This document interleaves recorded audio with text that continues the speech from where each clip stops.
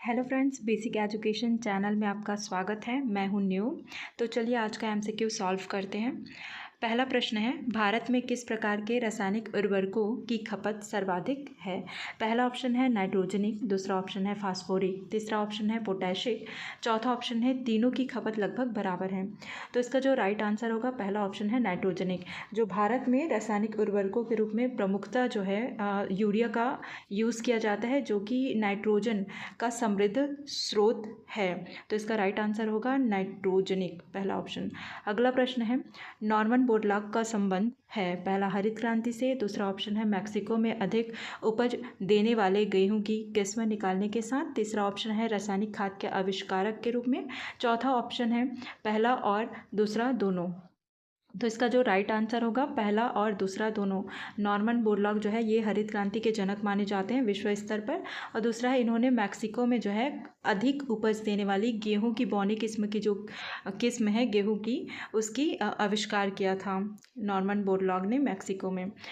तीसरा प्रश्न है, भारतीय हरित क्रांति का जन्मस्थली है? पहला ऑप्शन है दिल्ली, दूसरा ऑप्शन है कानपुर, तीसरा ऑप्शन है बेंगलोर, चौथा ऑप्शन है पंतनगर। तो इसका राइट आंसर होगा चौथा ऑप्शन पंतनगर।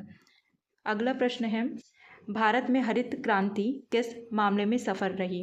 पहला है ज्वार और मक्का, दूसरा है गेहूं और आलू, तीसरा ऑप्शन है चना और गेहूं, चौथा ऑप्शन है चावल और गेहूं। तो इसका जो राइट आंसर होगा ऑप्शन नंबर चौथा, चावल और गेहूं।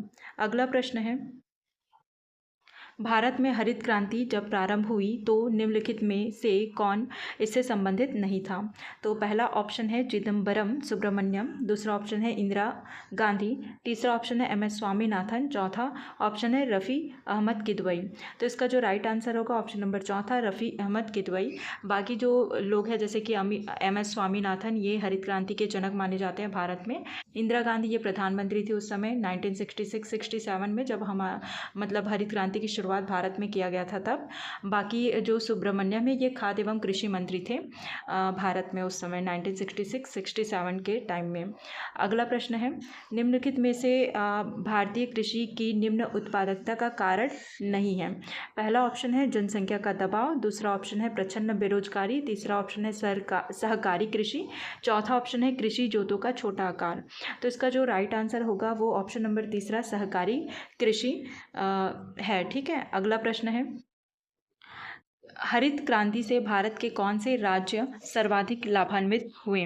पहला ऑप्शन है राजस्थान, गुजरात और महाराष्ट्र, दूसरा ऑप्शन है पंजाब, हरियाणा और पश्चिमी उत्तर प्रदेश, तीसरा ऑप्शन है तमिलनाडु, आंध्र प्रदेश और केरल, चौथा ऑप्शन है बिहार, पश्चिम बंगाल और असम।